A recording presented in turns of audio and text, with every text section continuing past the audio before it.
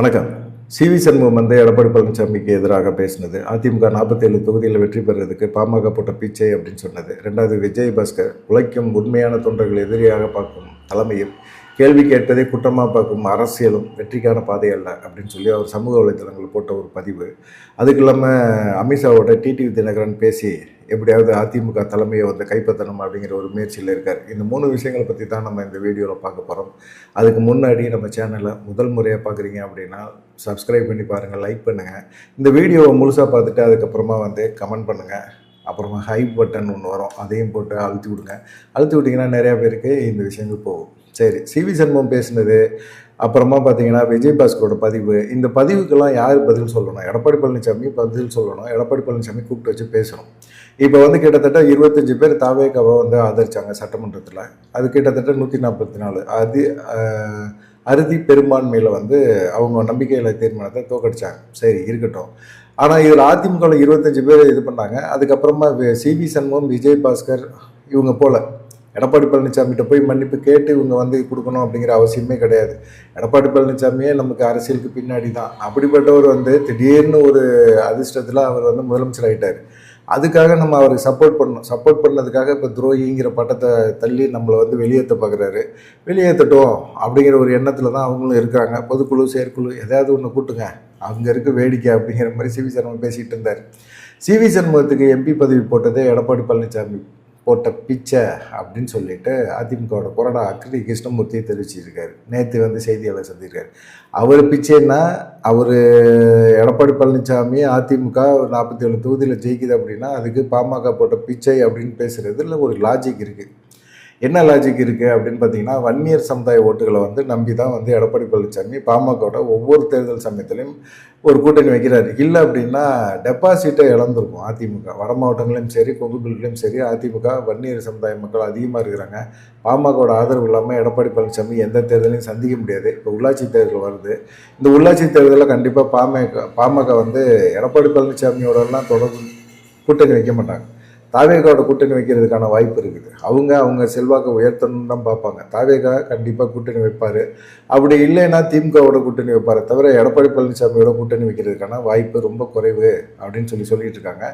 ஏன்னா அவர் இங்கே எதிர்பார்த்ததை விட அதிக தொகுதிகளில் வெற்றி பெற முடியாது. காரணம், அதிமுகவோட ஓட்டு வங்கி சரிஞ்சிருச்சு. அதிமுக, அது குறிப்பாக எடப்பாடி பழனிசாமி அவரை நம்பி யாருமே ஓட்டு போட மாட்டேறாங்க அப்படிங்கிறத அன்புமணி ராமதாஸ் வந்து உணர்ந்துட்டார். சரி, அவர் வந்து இப்போ சி.வி. சண்முகம் சொன்னது வந்து எடப்பாடி பழனிசாமிக்கு வெற்றி பெற்றதுக்கு அதிமுக 47 தொகுதி ஜெயிச்சதுக்கு பாமக போட்ட பிச்சை அப்படின்னு சொன்னதுக்கு பதிலாக வந்து அக்ரி கிருஷ்ணமூர்த்தி சி.வி. சண்முகத்துக்கு எம்பி பதவி கொடுத்தது வந்து எடப்பாடி பழனிசாமி போட்ட பிச்சை. நீங்கள் சி.வி. சண்முகத்துக்கு எம்பி பதவி கொடுத்த போது தான் ஜெயக்குமாருக்கும் எடப்பாடி பழனிசாமிக்குமே லடாய் வந்துச்சு. ஜெயக்குமார்கிட்ட வந்து எடப்பாடி பழனிசாமி என்ன சொன்னார்? சி.வி. சண்முகத்தை எம்பி பதவி கொடுத்தா கண்டிப்பாக ஜெயக்குமார் பிரச்சனை பண்ணுவார் அப்படின்னு சொல்லி ஒரு கேம் விளாண்டார். அந்த கேம் என்னென்னா, நீங்கள் கண்டிப்பாக என்னுடைய சாய்ஸில் வந்து ஒரு எம்பி பதவி இருக்குது, அந்த எம்பி பதவியை சி.வி. சண்முகத்துக்கு கொடுத்துட்டேன். ஆனால் ஆக்சுவலாக அவர் கொடுக்க வேண்டியது யாருக்குன்னா ஜெயக்குமாருக்கு தான். எடப்பாடி பழனிசாமியோட தீவிரமான விசுவாசி அப்படின்னா அது ஜெயக்குமார் தான்.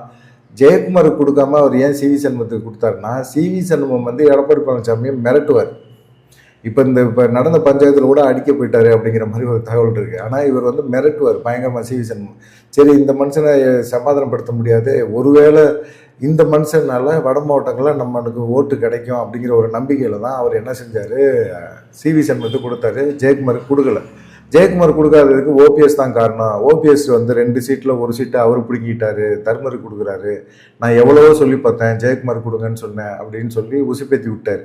ஜெயக்குமாருக்கு எப்படா ஓபிஎஸ்ஸை வெளியேற்றணும் அப்படிங்கிற ஒரு எண்ணம் இருந்துச்சு. அதனால் வந்து அவரும் ஒரு சந்தர்ப்பத்தை எதிர்பார்த்தாரு. எடப்பாடி பழனிசாமியை தீவிரமாக ஆதரித்து ஓபிஎஸ்ஸை கட்சியை விட்டு வெளியேற்றி ஒற்றை தலைமை கொண்டு வாங்க அப்படின்னு சொல்லி எடப்பாடி பழனிசாமி ஒற்றை தலைமை கொண்டு வந்த பிறகு நம்ம சொன்னால் எதை சொன்னாலும் எடப்பாடி பழனிசாமி கேட்பார்னு ஜெயக்குமார் நம்பினார்ல, அதுதான் முட்டாள்தனம். இன்றைக்கி வந்து அவர் ஜெயக்குமார் இருக்கிற இடமே தெரியல.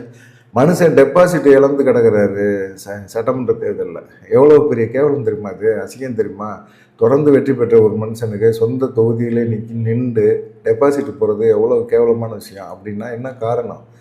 ஆட்சி ஆட்சியில் இருந்த போய் சரியாக பண்ணலை, தலைமை இப்போ இருக்க தலைமை மேலே நம்பிக்கை இல்லை மக்களுக்கு அப்படின்னா அதை யோசிக்கணும். அதை கலந்து ஆலோசனை பண்ணுறதே கிடையாது. அதுதான் விஜயபாஸ்கர் சொன்னார். உண்மை தொண்டர்கள் சொல்கிற எந்த விஷயமே தலைமை ஏற்றுக்க மாட்டேங்குது. தொடர் தோல்விக்கான காரணம் என்னென்னு ஆராய மாட்டேங்குது. கேள்வி கேட்குறவங்க எல்லாமே கட்சிக்கு விரோதி, துரோகி அப்படின்னு சொல்லி எடப்பாடி பழனிசாமி நினைக்கிறாரு. இந்த போக்கு சரியில்லை. கட்சியை வளர்ச்சிக்கு பதிலாக அதை கட்சியை அதால பாலத்தில் குழி தோண்டி புதைக்கிற மாதிரி ஒரு சம்பவம் மாதிரி நடக்குது அப்படிங்கிற மாதிரி சொல்லியிருந்தாரு. இதுக்கு அக்ரி கிருஷ்ணமூர்த்தி முட்டு கொடுக்குற மாதிரி தான் பேசிகிட்டு இருக்கிறார். இன்னமும் எடப்பாடி பழனிசாமிக்கு ஜெயக்குமார் என்னென்ன வேலை பார்த்தாரோ அந்த வேலையை இப்போ அக்ரி கிருஷ்ணமூர்த்தியை வச்சு பண்ண வைக்கிறாரு. அக்ரி கிருஷ்ணமூர்த்தி தான் கொறடாவாச்சுல, அதனால் நமக்கு ஒரு பதவியை கொடுத்துருக்கிறாரு, அவருக்கு விசுவாசமாக இருப்போம்னா. இந்த பதவி எத்தனை நாளைக்கு இருக்கும்? இன்றைக்கி அதிமுக எதிர்கட்சி கூட இல்லை, 3வது இடத்துக்கு போயிடுச்சு.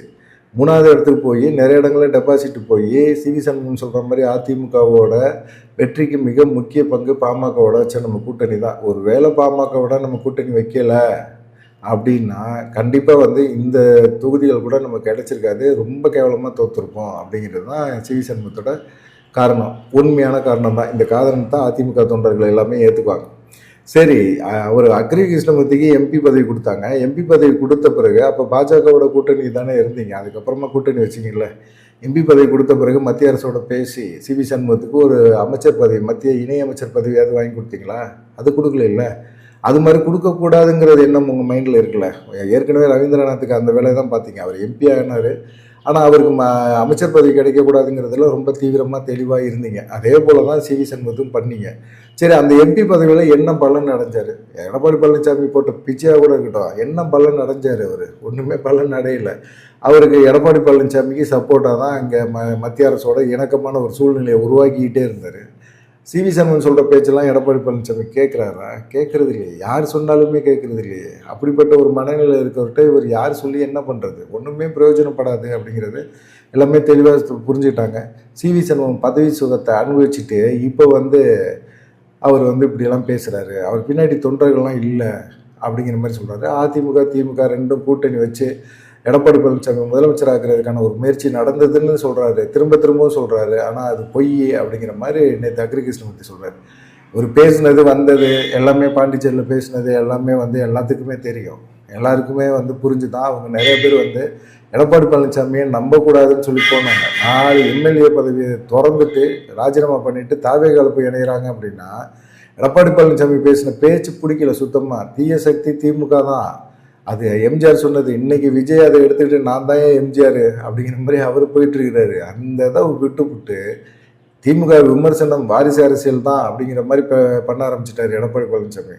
திமுக தீய சக்தின்னு எங்கேயுமே சொல்லலை. சொன்னால் கேஸை போட்டுருவாங்க, திரும்ப ஜெயிச்சா கேஸை போட்டு நமக்கு வழக்கு இலக்குன்னு அலைய விட்டுருவாங்களேன்னு ஒரு பயம். அதனால தான் இப்படி இருக்குது அப்படிங்கிற மாதிரி சொன்னார். என்ன அக்ரி கிருஷ்ணமூர்த்தி பேசுறதுல என்ன பெருசாக இருந்துச்சுன்னு பார்த்தீங்கன்னா, 195 தொகுதிகளுக்கு போய் எடப்பாடி பழனிசாமி தீவிரமாக பிரச்சாரம் பண்ணார். எடப்பாடி பழனிசாமி இந்த பிரச்சாரத்தினால 47 தொகுதிகளில் ஜெயிக்க முடிஞ்சுது. அதில் 6 இடங்கள் தானே கூட்டணி கட்சி ஜெயிச்சிருக்கு அப்படிங்கிற மாதிரி சொன்னார். 195 தொகுதியில் போய் நீங்கள் பிரச்சாரம் பண்ணினது தான் பிரச்சனையே. நீங்கள் பிரச்சாரம் பண்ணாமல் இருந்திருந்தால் கூட அதிமுக அங்கங்கே ஜெயிச்சிருக்கோம். எடப்பாடி பழனிசாமி முகத்தை பார்த்தாலே யாருமே ஓட்டே போட மாட்டாங்க. அந்த மாதிரி ஒரு சூழ்நிலை ஆகிப்போச்சு. கட்சிக்குள்ளே அவர் பண்ணுறது எல்லாமே அராஜகம்.